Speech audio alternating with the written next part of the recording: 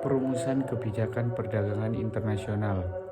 Studi kasus pada kebijakan perdagangan internasional kopi di Indonesia serta dampaknya terhadap harga dalam negeri. Hal yang akan dibahas: 1. Perdagangan internasional, pengertian faktor teori hambatan. 2. Kebijakan perdagangan internasional menurut para ahli, tujuan, macam-macam instrumen. 3. Kopi Indonesia, tentang perkembangan, jenis-jenis. 4. Dampak kebijakan perdagangan internasional kopi terhadap harga dalam negeri. Latar belakang: kopi merupakan salah satu komoditas andalan dalam sektor perkebunan Indonesia. Kopi merupakan produk perkebunan yang mempunyai peluang pasar, baik di dalam negeri maupun di luar negeri. Sejak tahun 1984, pangsa ekspor kopi Indonesia di pasar kopi internasional menduduki nomor 3 tertinggi setelah Brasilia dan Kolombia. Bahkan untuk kopi jenis Robusta, ekspor Indonesia menduduki peringkat pertama di dunia. Sebagian besar ekspor kopi Indonesia adalah jenis kopi Robusta, 94%, dan sisanya adalah kopi jenis Arabica. Namun sejak tahun 1997, posisi Indonesia tergeser oleh Vietnam di Indonesia.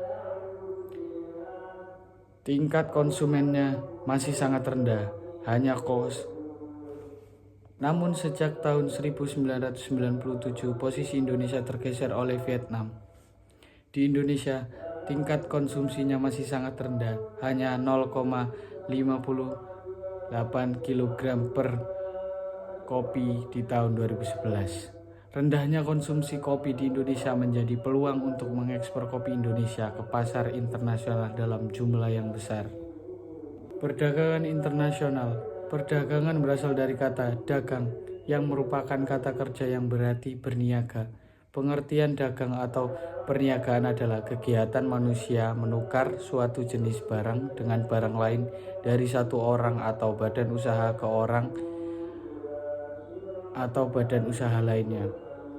Badan usaha dalam sistem hukum pendapatan Indonesia adalah badan hukum yang dapat bertindak sebagai badan hukum.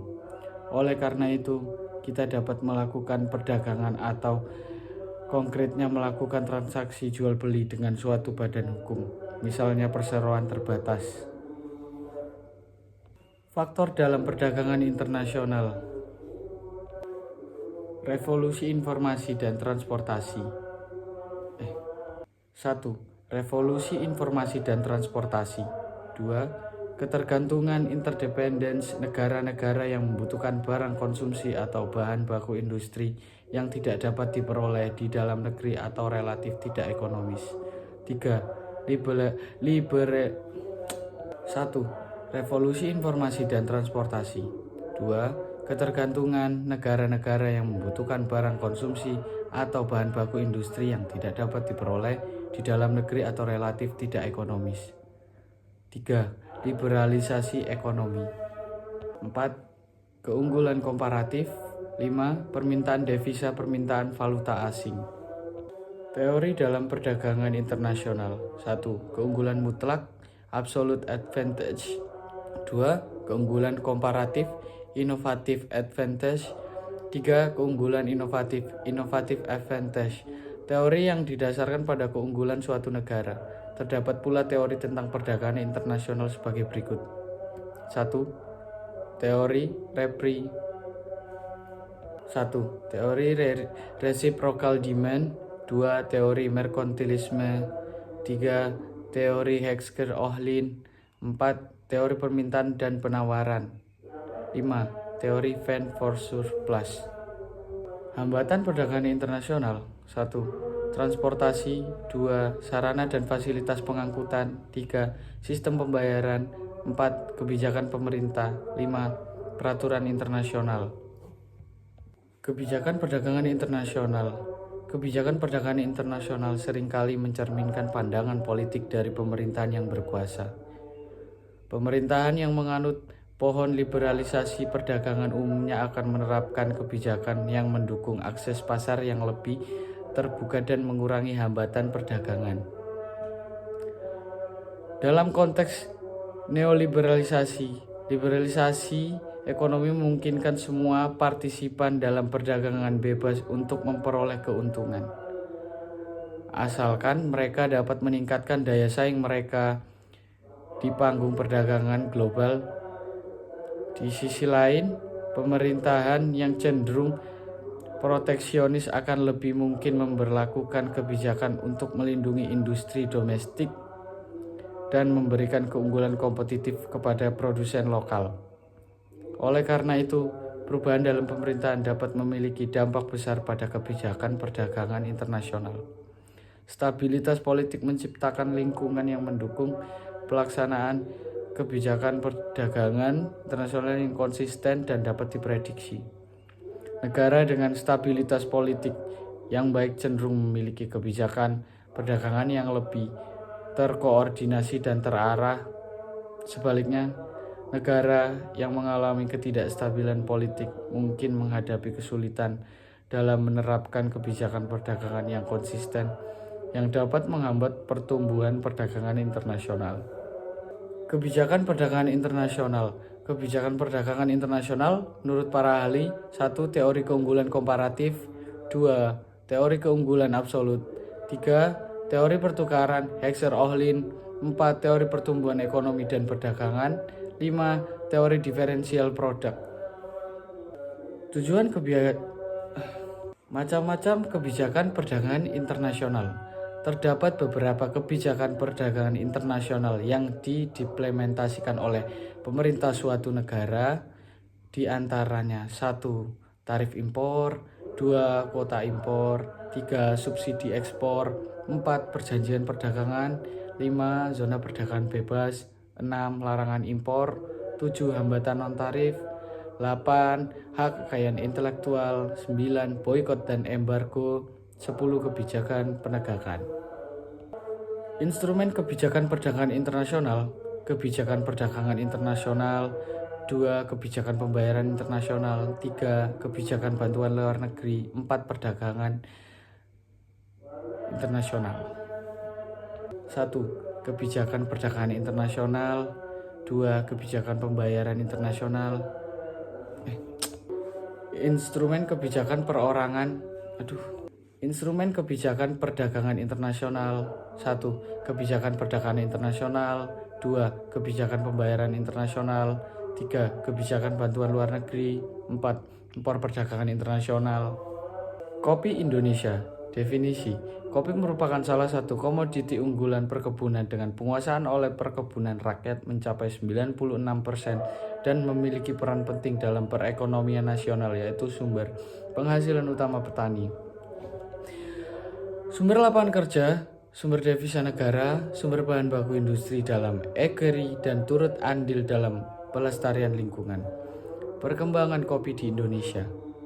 Perkembangan kopi dimulai dengan adanya PTPN X11 sejak tahun 1896 dan komersialisasi kopi yang diawali oleh kopi Tek Sun Ho tahun 1878. Kopi Wartin atau Warung Tinggi diikuti dengan kopi kapal api oleh Go Solet pada tahun 1927, kopi singa oleh Go Sepue pada tahun 1928, serta kopi aroma oleh Tan Hao Xian pada tahun 1930, Tegia dan Hanuns 2003. Jenis-jenis kopi di Indonesia. Terdapat 2 jenis kopi yang telah dibudayakan di Provinsi Lampung, yakni kopi Arabica dan kopi Robusta.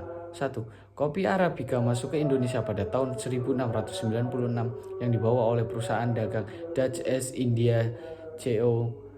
Andes dari Siklo. Jenis-jenis kopi di Indonesia. Terdapat 2 jenis kopi yang telah. Dampak positif perdagangan internasional. 1. Mempererat persahabatan antar bangsa. 2. Menambah kemakmuran negara. 3. Sumber pemasukan kas negara. 4. Menciptakan efisiensi dan spesialisasi. 5. Memungkinkan konsumsi yang lebih luas bagi penduduk suatu negara. Dampak negatif perdagangan internasional. 1. Dampak negatif perdagangan internasional. 1. adanya ketergantungan suatu negara terhadap negara lain. 2. Adanya persaingan yang tidak sehat dalam perdagangan internasional. 3. Banyak industri kecil yang kurang mampu bersaing menjadi gulung tikar. 4. Adanya pola konsumsi masyarakat yang meniru konsumsi negara yang lebih maju. 5. Terjadinya kekurangan tabungan masyarakat untuk investasi. Ini terjadi karena masyarakat menjadi konsumtif. 6. Timbulnya penjajahan ekonomi oleh negara yang lebih maju. 7. Neraca perdagangan dan neraca pembayaran. Dampak kebijakan perdagangan internasional terhadap harga dalam negeri. 1. Pengaruh ekspor. Ekspor memiliki pengaruh positif dan signifikan terhadap pertumbuhan ekonomi di Indonesia. 2. Pengaruh impor. Impor tidak memiliki pengaruh terhadap pertumbuhan ekonomi di Indonesia. 3. Pengaruh perdagangan internasional. Perdagangan internasional memiliki pengaruh investasi. 4. Pengaruh investasi. Investasi memiliki pengaruh positif terhadap pertumbuhan ekonomi di Indonesia. 5. Pengaruh 1. Pengaruh ekspor. Ekspor memiliki pengaruh positif dan signifikan terhadap pertumbuhan ekonomi di Indonesia. 2. Pengaruh impor. Impor tidak memiliki pengaruh terhadap pertumbuhan ekonomi di Indonesia. 4. Pengaruh investasi. Investasi memiliki pengaruh positif terhadap pertumbuhan ekonomi di Indonesia. 5. Pengaruh keterbukaan ekonomi. Keterbukaan ekonomi memiliki pengaruh positif terhadap pertumbuhan ekonomi di Indonesia. Kebijakan perdagangan internasional kopi Indonesia serta dampaknya. Hingga saat ini, ketentuan ekspor terakhir kali diatur dalam Peraturan Menteri Perdagangan Republik Indonesia Nomor 109 Tahun 2018. Syarat ekspor kopi diatur sebagaimana berikut. 1. Ekspor kopi hanya dapat dilakukan oleh perusahaan yang telah diakui sebagai eksportir terdaftar kopi oleh Direktur Jenderal Perdagangan Luar Negeri Kementerian Perdagangan. 2. Dalam setiap ekspor kopi juga harus dilengkapi surat persetujuan ekspor kopi, yang merupakan surat persetujuan pelaksanaan ekspor kopi ke seluruh dunia. 3. Perdagangan dan harus disertai dengan surat keterangan asal. Dampaknya yaitu 1. Fluktuasi volume ekspor. 2. Fluktuasi volume impor. 3. Neraca perdagangan surplus. 4. Kontribusi terhadap devisa negara. 5. Peningkatan harga kopi. 6. Kebijakan perdagangan internasional kopi berkontribusi pada peningkatan harga di tingkat produsen domestik. 7. Stabilitas ekonomi petani.